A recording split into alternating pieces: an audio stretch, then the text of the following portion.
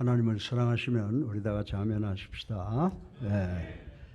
매년 이때가 되면 엄숙하잖아요. 우리를 위해서 목숨 바친 우리 선진들을 생각해보고 또 하나님께 감사하는 날이 되기를 간절히 소원합니다. 네. 오늘 본문은 요나단과 다윗의 사랑 이야기, 러브 스토리입니다. 요나단은 그 당시 사울의 뒤를 이어 왕자가 될 사람이었고, 그는 젊고 용기 있고 머리도 명석하고 외모도 준수하였고 모두가 다 존경하는 그런 장군이었다고 하는 것입니다. 그 당시 사울왕은 왕이 된 후에 극도로 교만하였고 성정이 사나워져서 하나님의 사랑을 받지 못하고 국민들에게도 존경받지 못하고 있었던 때였습니다. 그래서 이스라엘의 모든 국민은 요나단이 사울의 뒤를 이어서 왕이 되면 나라가 달라질 것이다 라고 큰 기대를 하고 있었습니다. 그러나 요나단은 자신이 왕이 될 수 없다는 사실을 알았고 더욱이 누가 왕이 될 것이라는 사실까지도 알고 있었습니다. 요즘 우리 현대인들은 자기가 계획했던 것이 안 되고 목표가 이루어지지 않으면 주변에게 핑계를 대고 주변을 원망하려고 하는 경향이 있습니다. 그런데 아름다운 것은 요나단은 자기가 왕이 될 수 없다고 하는 절망적 사실을 알면서도 하나님과 주변을 원망하지 않았고 오히려 자기의 왕권, 계승권을 가지고 있는 다윗을 시기하고 질투하는 것이 아니라 그를 지극히 사랑했다고 성경에 기록을 하고 있습니다. 그러나 다윗을 향한 요나단의 위대한 사랑도 세상적 사랑으로 끝나버리고 한계적 사랑이었음을 우리는 절대로 간과해서는 안 된다라고 하는 것을 오늘 이 시간 말씀을 드리고 싶은 것입니다. 따라서 오늘 아침 저는 이 요나단의 사랑이 어떻게 형성이 되고 어떻게 나타나게 되고 그리고 어떤 결과로 종결되는가를 생각해 보므로 우리 예수님께 성도 모든 분들에게 큰 교훈으로 은혜가 되기를 주님의 이름으로 축원합니다. 오늘 설교 본론의 첫째로 요나단의 다윗에 대한 사랑의 형성을 생각을 해 보겠습니다. 우리 다 같이 사무엘상 18장 1절을 함께 읽어보겠습니다. 시작. 다윗이 사울에게 말하기를 마침에 요나단의 마음이 다윗의 마음과 하나가 되어 요나단이 그를 자기 생명같이 사랑하니라. 아멘. 네. 우리는 요나단이 언제 다윗에게 자기 마음을 주었고 사랑하게 되었는가를 정확하게 알 수가 있습니다. 이때는 블레셋 군대와 이스라엘 군대가 서로 대치하고 있는 위기의 상황이었다고 성경은 설명을 하고 있습니다. 그리고 블레셋의 거인 장군인 골리앗이 이스라엘 진영 앞에 나타나서 나와 싸울 자를 내보내라. 내가 지면 우리가 너의 종이 되겠고 너희가 지면 너희가 우리의 종이 되리라 라고 하면서 이스라엘 군대와 백성 그리고 더 나아가서는 이스라엘의 여호와 하나님까지도 멸시하고 온갖 모욕을 다 퍼부었다라고 하는 것입니다. 그때 이스라엘의 온 진중에서 골리앗의 멸시와 조롱과 온갖 모욕이 담겨진 욕설을 들었으나 골리앗과 나아가 싸울 용기 있는 사람은 아무도 없었다고 하는 것입니다. 그 당시 이스라엘에서 최고의 장군이라고 모든 사람의 머리 위에서 교만을 부리던 자칭 거장인 사울도 골리앗을 맞아 싸울 용기가 없었다고 하는 것입니다. 그의 왕위를 계승할 왕자 요나단도 골리앗과 싸울 용기가 없었습니다. 그리고 이스라엘 군대에 나가 있는 다윗의 형들인 엘리압, 아비나답 그리고 삼바도 골리앗을 맞아 싸울 용기가 없었다고 하는 것입니다. 이때 이스라엘의 대왕인 사울은 고개를 수모 속에 파묻고 귀를 틀어막고 저자가 빨리 사라져 주었으면 좋겠다라고 절망했다라고 하는 것입니다. 그러던 뜻밖의 다윗이 출현을 하고 있습니다. 그는 하나님의 거룩한 기름 부음을 받은 사람이었습니다. 그런데 다윗이 이스라엘 진영에 나타날 때 우렁찬 나팔 소리로 그를 호위하는 병사도 없이 조용하게 나섰다고 하는 것입니다. 그러나 다윗의 나타남에 대한 대단한 권위를 갖고 나타났다라고 하는 것입니다. 다윗의 나타남을 본 요나단의 마음이 그 즉시 뜨거워지기 시작을 했고 요나단의 모든 관심과 애정은 다윗을 향해서 달려나가기 시작을 했다라고 성경은 우리들에게 가르쳐주고 있습니다. 사랑하는 성도 여러분, 마찬가지로 오늘 아침에 다윗의 후손인 우리 주 예수 그리스도의 오심에 대하여 우리 모두의 관심과 애정과 뜨거운 마음을 드려야 되는 줄로 믿으시기를 주님의 이름으로 축원합니다. 그런데 예수님께서 오실 때도 나팔을 불고 천군 천사가 호위하는 화려한 영광의 노래가 없었다라고 하는 것입니다. 예수님은 아주 가난한 마리아라고 하는 동정녀를 통해서 마곡간에서 아주 조용하게 가난하게 그리고 겸손하게 이 세상에 출현하셨다고 하는 것입니다. 바리새인의 대표였던 바울 선생은 예수 그리스도의 성육신 하신 날 하나님께서 인간의 몸을 입고 이 땅에 내려오신 사건을 믿게 되었습니다. 그리고 그는 이 세상에서 설명할 수 없는 최고의 신비라고 그날을 경탄했으며 예수 그리스도의 제자가 되어 로마 광장에서 참수를 통해서 순교했다고 하는 것을 우리는 잘 알고 있는 것입니다. 사랑하는 성도 여러분, 우리가 하늘나라에 가서 땅에서 배웠던 예수님을 뵙게 되면 신비가 풀리는 것이 아니라 더 신비롭게 할 뿐이라고 하는 것입니다. 예수 그리스도의 출현으로 인해서 우리는 그분을 사랑할 수밖에 없다고 하는 것입니다. 그리고 다윗이 단순히 블레셋 군대와 대치했던 그 계곡의 나타남 때문에 요나단이 다윗을 사랑하게 된 것이 아니라고 하는 것입니다. 요나단이 다윗을 사랑하게 된 동기는 다윗의 귀한 성품 때문이라고 성경은 지적을 하고 있습니다. 요나단은 그의 일생을 통해서 다윗과 같은 사람을 만나본 적이 없었습니다.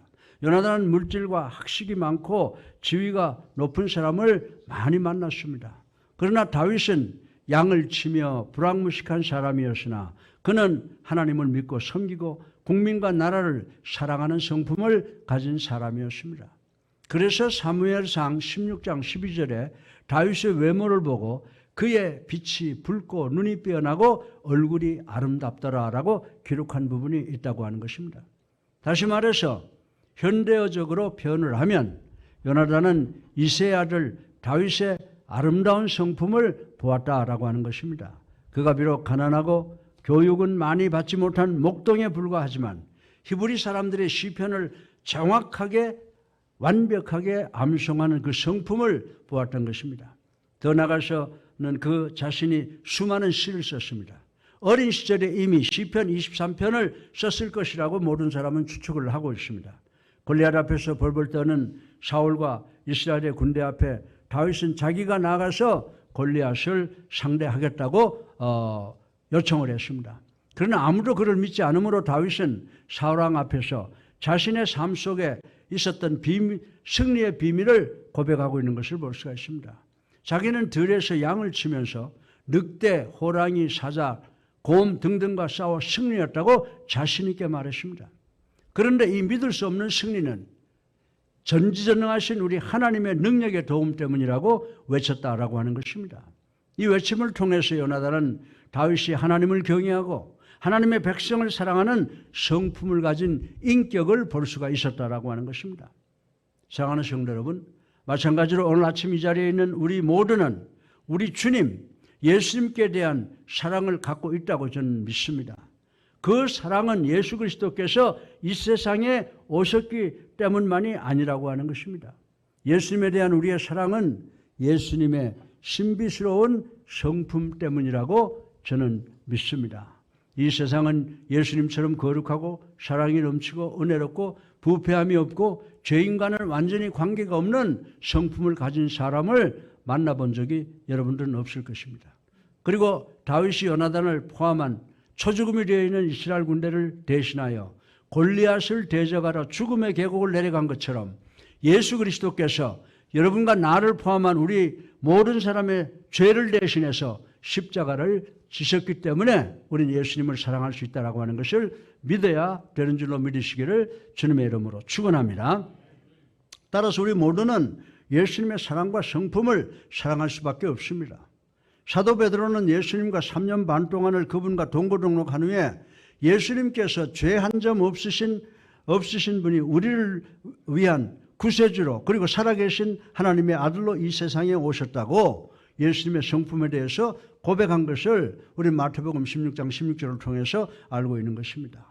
더 나아가서 요나단이 다윗을 사랑하게 된 동기는 다윗이 나타남과 다윗의 훌륭한 성품 때문만이 아니었다고 하는 것입니다. 요나단의 동기는 다윗의 위대한 승리라고 하는 것입니다.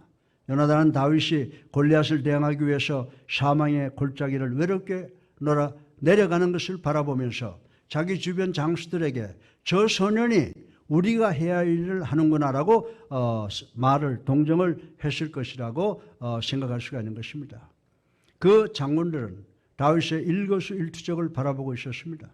다윗은 군복을 입으니 불편하다고 군복을 벗고 손에는 막대기를 들고 매끄러운 물맷돌 5개를 골라 주머니에 넣고 골리앗 거장을 향해서 앞으로 나갔습니다. 거장 골리앗은 자기에게 나오는 어린 아이를 보고 자존심이 상했는지 내가 나를 개로 여기고 막대기를 가지고 오느냐, 내게 오라, 내가 내 고기를 공중의 새들과 짐승들에게 주리라고 멸시하며 저주하고 외쳤다고 하는 것입니다. 그때 다윗은 뭐라고 말했습니까? 다윗은 골리앗에게 너는 칼과 창과 단창으로 내게 오거니와 나는 만군의 여호와 이름으로 내게 가노라 라고 외치며 물맷돌을 던지니 그 물맷돌이 골리앗의 미간에 명중되어 거장 골리앗은 썩은 통나무가 넘어지듯이 쓰러졌다고 성경이 기록하고 있습니다. 그리고 다윗은 블레셋 사람의 칼을 사용해서 골리앗의 목을 자르는 위대한 승리를 이룩한 것을 성경이 기록을 하고 있습니다. 따라서 요나단이 다윗을 사랑하게 된 것은 다윗의 이 불가사의한 승리 때문이었다고 말씀을 드릴 수가 있는 것입니다. 사랑하는 성도 여러분, 오늘 우리들은 다윗의 후손인 예수님에 대한 우리의 사랑을 생각해 보겠습니다. 우리가 다윗의 후손인 예수 그리스도를 사랑하는 것도 예수님의 출현과 그분의 성품 그리고 그분의 불가사의한 승리 때문이라고 말씀을 드릴 수가 있습니다. 우리가 예수님을 생각할 때마다 예수님께서 여러분과 나를 포함한 우리 죄인들을 대신하여 우리가 가야 될 그 사망의 음침한 골짜기를 우리 대신해서 가셨다고 하는 사실을 마음속 깊이 느껴야 되는 줄로 믿으시기를 주님의 이름으로 축원합니다.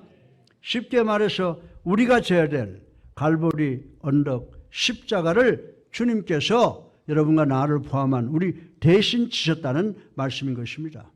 그러나 십자가에서 돌아가셔서 3일간 무덤에 계셨던 그분은 부활 승리를 통해서 우리에게 돌아오셨다고 성경은 가르쳐주고 있습니다. 부활의 우리 주님께서 요한복음 16장 33절 하반절에 뭐라고 말했습니까? 세상에서 너희가 환난을 당하나 담대하라. 내가 세상을 이기었노라. 아멘. 할렐루야. 요나단은 다윗의 출현과 성품과 승리를 보고 다윗을 자신의 생명처럼 사랑하게 되었다고 성경이 우리들에게 가르쳐주고 있습니다. 이렇게 해서 요나단의 사랑이 이루어진 것입니다. 예수님께 대한 우리의 사랑도 예수님의 출현과 예수님의 희생적 사랑 그리고 그 성품 그리고 불가사의한 완벽한 승리를 보고 예수님을 우리 자신의 생명처럼 사랑하게 되었다라고 하는 것을 명심하시는 우리가 되기를 주님의 이름으로 축원합니다. 둘째로 다윗에 대한 요나단의 사랑의 증거들을 한번 생각을 해 보겠습니다. 우리 다 같이 사무엘상 18장 4절을 한번 읽어보겠습니다. 시작. 요나단이 자기가 입었던 겉옷을 벗어 다윗에게 주었고 자기의 군복과 칼과 활과 띠도 그리하였더라. 아멘. 자, 그러면 요나단의 다윗에 대한 사랑의 증거들이 어떻게 나타나게 되었는가를 통해서 예수 그리스도의 사랑이 우리에게 어떻게 나타나는가를 알아볼 수가 있다라고 하는 것입니다. 이 사랑은 요나단이 다윗에게 무엇을 주었는가를 통해서 나타남을 알 수가 있습니다. 사실 사랑은요, 항상 주는 것을 통해서 나타나게 되는 줄로 믿으시기 바랍니다. 사랑하는 마음이 없으면요, 동전 한 푼도 여러분에게 줄 수가 없다는 것입니다.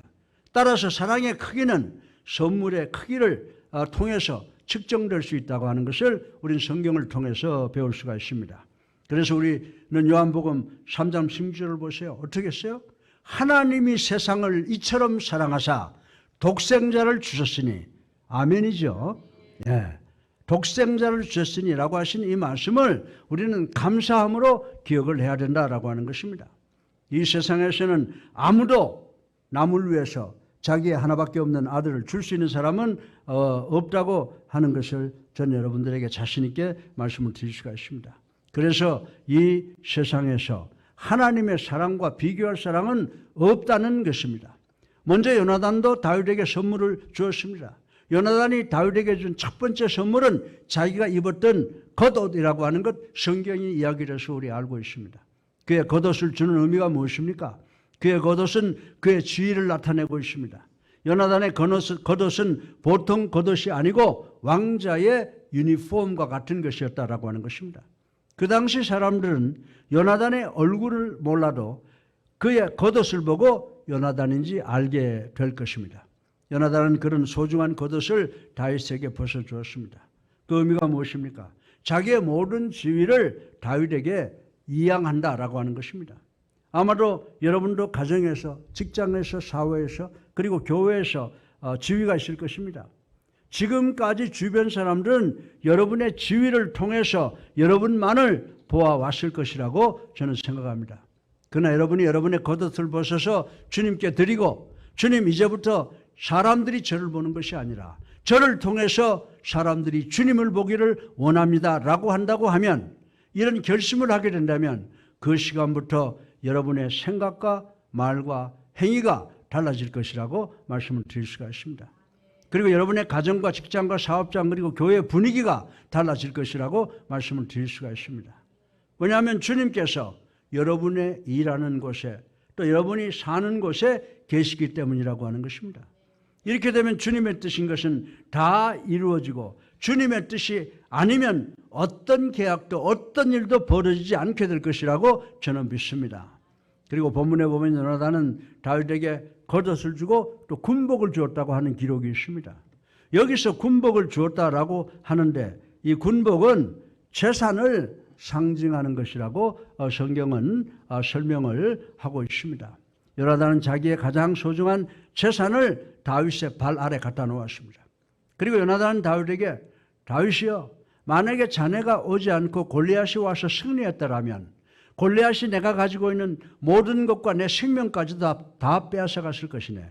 따라서 내 소유는 아무것도 없네. 자네가 그 죽음의 계곡을 내려가서 승리함으로 내 재산과 내 생명을 사주었네. 그래서 내가 현재 소유하고 있는 모든 재산과 더 나아가서는 내 생명까지도 다 자네의 것일세. 그러니 내 소유 전체와 내 생명을 자네의 발 아래 두네 라고 고백했을 것이라고 생각할 수가 있습니다. 사랑하는 성도 여러분, 여러분과 저를 포함한 우리는 어떻습니까? 우리 모두가 우리 자신의 소유와 생명을 주님께 드린다면, 주님 여기 제 헌금이, 제 저금이, 제 부동산이 있습니다. 이 모두가 제 이름으로 되어 있지만은 사실은 모두가 주님께 속한 것입니다. 이 모두 당신의 소유입니다라고 고백할 수 있어야 된다고 말씀을 저는 드리고 싶은 것입니다. 제가 아는 것 하나는 우리 주님은 믿을 수가 있는 분이라는 것입니다. 주님은 신뢰할 수 있는 분이라는 것입니다. 주님은 우리가 사랑할 대상이라는 것을 믿으시기를 주님의 이름으로 축원합니다. 요나단은 자신의 모든 소유를 다 다윗의 발 아래 갖다 놓았습니다. 그리고 요나단은 다윗에게 또 자신의 칼까지 주었습니다. 자신의 칼은 자신의 신변보호를 상징을 하고 있습니다. 만약 누구든지 자기를 공격하려 한다면 요나단도 칼을 빼서 내가 나를 상하게 한다면 나도 너를 치겠다라고 할 것입니다. 따라서 칼은 요나단의 생명을 지키는 요나단의 최후의 볼이었다라고 하는 것을 우리는 알 수가 있습니다. 그럼에도 불구하고 요나단은 자신의 신변 보호의 권리도 다윗에게 다 양보했다라고 하는 것입니다. 자신의 신변 보호의 권리를 포기하는 것은 가장 어려운 일 중에 하나라고 말씀을 드릴 수가 있습니다. 아마 우리가 주님께 포기하기를 원하는 것 중에 이것이 제일 어려운 것이 아닐까라고 생각을 해봅니다. 요나단은 자신의 칼을 다윗에게 주고 또 다른 칼을 취하였다라고 한 말씀이 본문에 있습니다. 요나단이 다른 칼을 취하였다는 의미는 요나단이 잘못된 왕과 잘못된 전쟁을 위해서 싸우고 있다고 하는 의미가 내포되어 있다고 하는 것입니다. 그의 모든 것을 다윗에게 넘기지 못한 것은 대단히 안타까운 일이라고 생각할 수가 있습니다. 요나단은 그 전쟁을 아버지 사울과 함께 할 것이 아니라 모두 다윗에게 그때 그 당시에 넘겨주어야 했었다라고 하는 것입니다. 오래전에 제가 철야기도회 시간에 창세기를 강의하는 도중에 노아의 방주에 대해서 설교를 한 적이 있었습니다. 그런데 어떤 분이 내 강의 설교를 들었는지 어느 날 학교로 전화가 와서 받았습니다. 그랬더니 대뜸 목사님은 그 노아 방주와 홍수의 전설적 스토리를 받아들이는데 조금도 문제가 없는 것 같군요 라고 했습니다. 그래서 누군지도 모르고 저는 그분에게 그렇고 말고요, 성경 말씀이니까 믿죠 라고 답변을 했습니다. 그리고 왜 그 문제를 수용하는지 하는데 아무 문제가 없는지 말씀해 드리죠. 그 이유는 예수님께서 그대로 믿으셨기 때문입니다 라고 했습니다. 할렐루야. 여러분들 마태복음 24장 37절 이하에 보면요, 우리 주님께서 하신 말씀이에요. 노아의 때와 같이 인자의 임함도 그러하리라. 홍수전에 노아가 방주에 들어가던 날까지 사람들이 먹고 마시고 장가들고 시집가고 있으면서 홍수가 나서 저희를 다 멸하기까지 깨닫지 못하였으니 인자의 임함도 이와 같으리라. 아멘. 따라서 온 우주 만물을 창조하시고 우리의 생사복을 주관하시는 하나님께서 인간의 몸을 입고 영혼 속에서 이 세상에 들어오셨는데 그분께서 노아의 방주 사건을 믿는다면 우리도 그 문제를 믿는데 아무 문제가 없어야 되는 줄로 믿으시기를 주님의 이름으로 축원합니다. 여러분들은 왜 예수님께서 노아의 방주와 홍수를 믿는지 아십니까? 아니, 왜 예수님께서 신약 성경에 오셔서 이 말씀을 하셨냐 이겁니다. 왜냐하면 예수님께서 그 상황이 벌어질 때 그곳에 계셨다는 것을 우리는 믿어야 되는 줄로 믿으시기 바랍니다. 여러분들은 노아의 방주가 완성될 때의 상황을 한번 생각해 보십시다. 여러분은 우리 하나님을 구약과 신약에서 어떻게 불렀는지 아십니까? 구약에서는 우리 하나님을 여호와 하나님이시라고 불렀고 신약에서는 예수님이라고 불렀습니다. 그리고 지금 우리는 그 하나님을 성령님으로 부르고 성령님과 대화를 하고 있다는 것을 우리는 알아야 된다라고 하는 것입니다. 그 하나님께서 노아의 방주를 마지막으로 검사하시고 여러 생명체를 노아의 방주에 들어놓고 노아의 식구까지 방주에 들여놓으신 후 방주의 문을 닫으시는 것까지 집행하신 분이 하나님 예수 그리스도 성령께서 함께 하셨다는 말씀인 줄로 믿으시기 바랍니다. 이 스토리를 통해서 주님께서 그곳에 계셨다는 것입니다. 믿으시면 아멘 하세요. 예수님께서 그곳에 계셨다는 것입니다. 그러므로 저는 노아의 방주 사건과 홍수 사건을 믿는데 우리 주님께서 하신 건 말씀하시는데 안 믿을 이유가 없다는 것입니다. 그래서 저는 저보고 노아의 방주와 홍수를 믿냐고 11건 그분에게 코가 납작하게 하기 위해서 반박 편지를 하나 쓰기로 했습니다. 편지를 아름다운 문장으로 잘 쓸 수는 없지만 그래도 편지 정도는 쓸 수 있었습니다. 그러다가 제가 아주 결정적인 실수를 하게 되었는데 이 편지를 제 아내에게 보여주었습니다. 그 편지를 곁눈질로 이렇게 읽어보던 제 아내는 내가 당신이라면 이 편지 안 보내겠어요? 라고 했습니다. 제 생각으로는 보내도 될 것 같은데 무슨 문제가 있는가라고 불만스러운 생각이 들었습니다. 그러나 가정의 평화를 위해서 그리고 편지나 설교 타이프를 쳐주는 사람이 제 아내인데 아내의 심정을 거스르면 안 되겠다라고 하는 생각이 들어서 입을 다물어버리고 말았습니다. 그런데 제 아내가 한 3주 정도 기다려 보면 어떻겠느냐라고 조언을 했습니다. 그래서 3주 동안 기다린 후에 다시 읽어보았더니 처음 읽을 때보다 더 잘된 편지라고 하는 생각이 들었습니다. 그래서 그 편지를 다시 한번 읽고 그 편지에다가 그 사람이 반론을 제기하지 못하도록 쐐기를 받겠다고 생각을 하고 더 심한 말을 몇 가지 더 첨부를 했습니다. 그러나 저는 그 편지를 보내지 않았습니다. 그런 후 그 편지를 보낼 걸 그랬다는 생각, 후회가 생겼습니다. 사랑하는 성도 여러분, 이 편지가 여러분들은 무엇이라고 생각하세요? 바로 제 자신을 변호하고 방어한 것에 불과하다고 생각을 할 수가 있는 것입니다. 그리고 오늘 본문을 보면 또 요나단은 다윗의 발 아래 활을 주었다라고 하는 말이 있습니다. 활은 그의 힘과 기술을 상징합니다.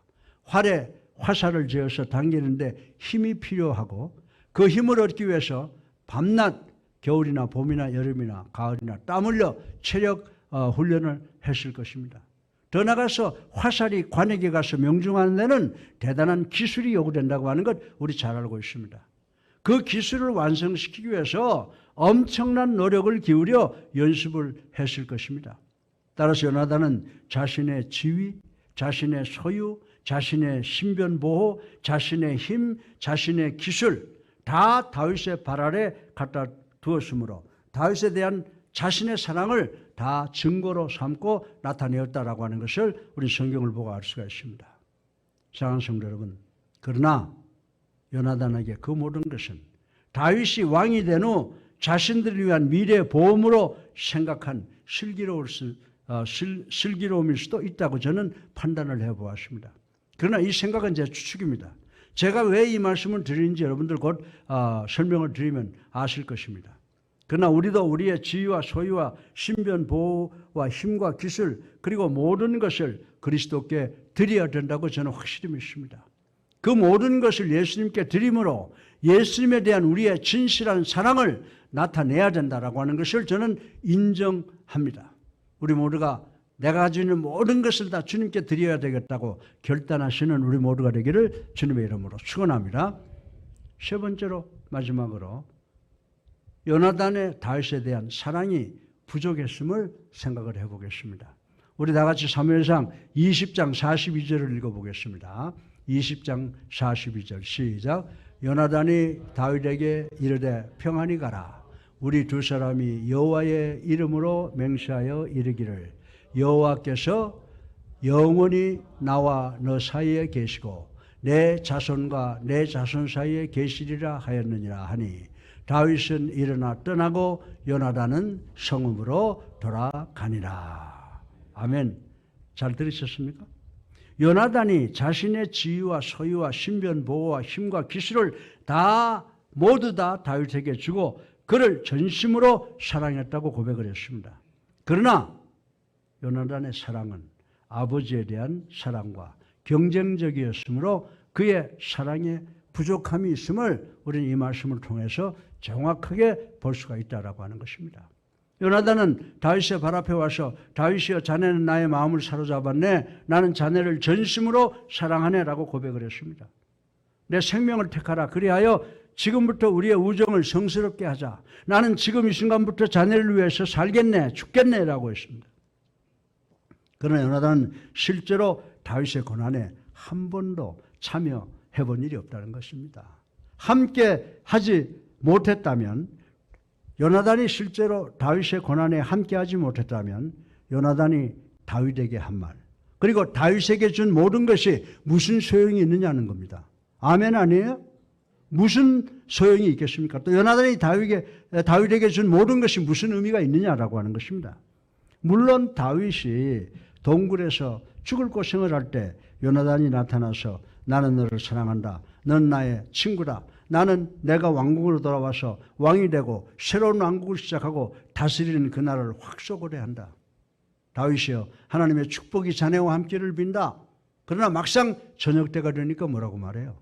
저녁 때가 되어 잘 있거라 다윗이여. 나는 왕궁으로 돌아가야 돼. 오늘 우리 왕궁에서 우리 식구들끼리 소고기 파티를 하게 되어 있거든. 다윗아 잘 있어. 그리고 떠나가 버리는 것이 성경에 그대로 기록이 되어 있다 이 말입니다. 자, 사랑하는 성도 여러분, 여태까지 요나단이 다윗에게 한 사랑의 고백, 그 모든 선물이 무슨 소용이 있냐는 겁니다. 무슨 의미가 있느냐라고 하는 것입니다. 요나단의 다윗에 대한 사랑은 대단히 계산적이었고 타산적이고 아버지 사울에 대한 사랑과 경쟁적이었고 좀 더 깊게 생각하면 자기의 미래를 위하여 보험을 깔아둔 것 같은 느낌을 가질 수밖에 없다. 저는 그렇게 생각을 합니다. 사랑하는 성도 여러분, 예수님의 경우도 마찬가지입니다. 예수님 당시에 많은 사람들이 예수님께 대한 사랑과 엄청난 기대와 소망을 가지고 있었다고 하는 걸 우리 잘 알고 있습니다. 그래서 예수님께서 가시는 길에 자신들의 겉옷을 벗어 예수님의 발 앞에 깔았습니다. 그리고 종려나무 가지를 흔들며 호산나 호산나를 목이 터지라고 외쳤다고 하는 것입니다. 그러나 예수님께서 자기들이 기다리는 메시아, 해방자가 아니라고, 그리고 자기들이 불리해지자 단번에 예수님을 십자가에 못 박으라고 돌변한 사실을 우린 잘 알고 있는 것입니다. 그리고 예수님의 복음의 소식을 듣고 애끓는 심정으로 예수님께로 달려온 그 군중들, 예수님의 도움으로 먹고 질병을 치료받고 하늘나라의 소망을 배운 그들은 막상 예수님께서 고통을 당할 때는 모두 외면하고 아무것도 하지 않았다고 하는 것입니다. 오히려 예수님께 침을 받고 돌을 던졌다고 하는 사실을 우리는 성경을 통해서 읽어볼 수가 있는 것입니다. 불행한 일은 우리들의 주님에 대한 우리의 사랑으로 계산적이고 타산적이고 세상과 경쟁적이며 기복신앙적이라는 사실을 깨닫는 우리 모두가 되기를 주님의 이름으로 축원합니다. 사랑하는 성도 여러분, 다윗은 요나단의 사랑이 계산적이고 타산적이고 아버지와 경쟁적이지만 요나단에게 다윗은 엄청난 기쁨과 감사의 감동을 느꼈다라고 하는 것을 우리는 관심을 가져야 됩니다. 마찬가지로 예수님께서도 당신을 향한 우리들의 사랑이 계산적이고 타산적이고 세상과 경쟁적이라고 하더라도 우리들의 그 계산적인 사랑을 귀하게 받아주셨다는 사실을 우리는 깨달아야 되는 줄로 믿으시기 바랍니다.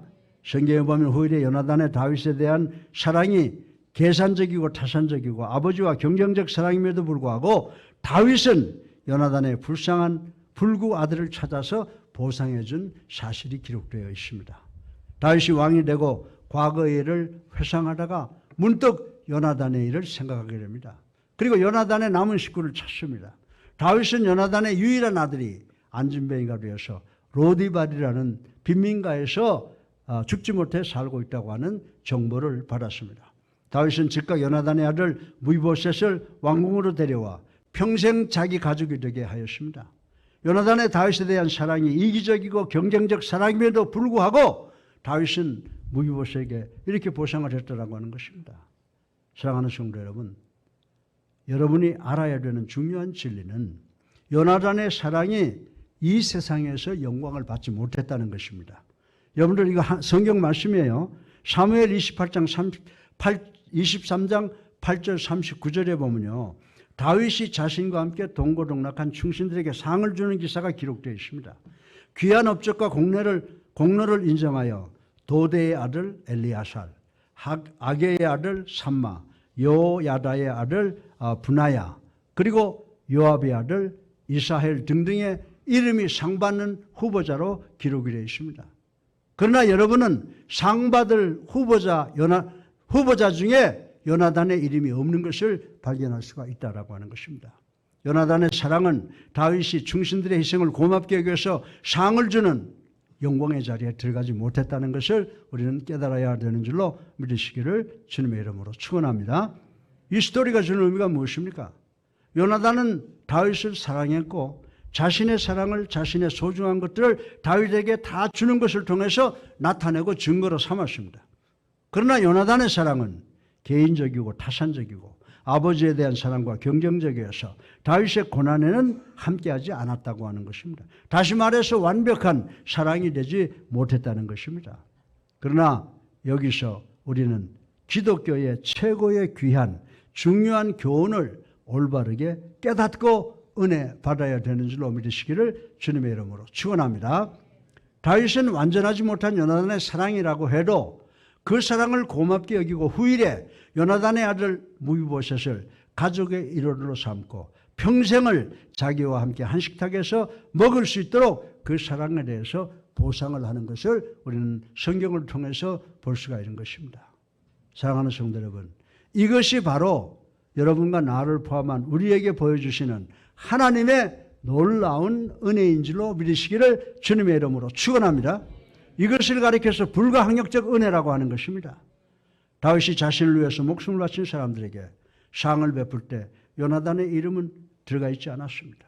그러나 그의 아들이 다윗의 은혜로 다윗의 가족이 되는 보상을 받게 됩니다. 여기서 우리는 대단히 중요한 교리, 진리를 깨달아야 된다고 하는 것입니다. 예수님에 대한 우리의 사랑이 계산적이고 타산적이고 세상과 경쟁적이라고 해도 우리가 예수님을 믿기만 하면 우리 주님께서 그 부족한 사랑을 기쁘게 받아 우리에게 보상을 주신다는 진리를 우리는 믿어야 되는 줄로 믿으시기 바랍니다. 그리고 우리 주님은 주님의 무조건적 사랑으로 불가항력적 은혜를 적용하셔서 우리의 노력으로는 받을 수 없는 놀라운 구원을 얻게 해주시는 줄로 믿으시기를 주님의 이름으로 축원합니다. 그러나 요나단의 사랑이 계산적이고 이기적이고 그리고 경쟁적 사랑이기 때문에 다윗의 충신으로서 상 받는 자리에 들어가지 못했던 것처럼 우리들이 이 세상에서 주님께 상 받는 것은 우리들의 신앙인으로서의 노력이 대단히 중요한 것을 여기서 깨달아야 되는 줄로 믿으시기를 주님의 이름으로 축원합니다. 무슨 말씀인지 아시겠어요? 믿음으로 구원받지만 하늘나라에 들어가서 우리가 어느 자리에 가느냐라고 하는 것은 우리의 믿음의 노력이 중요하다라고 하는 것을 오늘 본문을 통해서 깨달아야 되는 줄로 믿으시기를 주님의 이름으로 축원합니다. 네, 여러분들 우리 하나님께서 뭐라고 말씀하신 줄 아세요?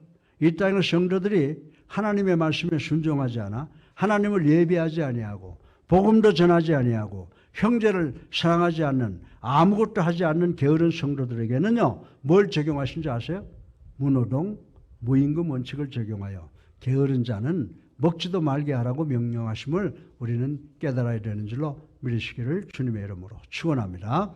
따라서 오늘 우리 모두는 요나단처럼 다윗을 사랑한다고 하면서 계산적이고 타산적이고 아버지를 더 사랑하는 경제적 사랑을 버리심으로 이 땅에서도 하나님의 말씀에 절대 순종하시어 이 세상에서도 축복받는 우리 모두가 되시기를 주님의 이름으로 축원합니다.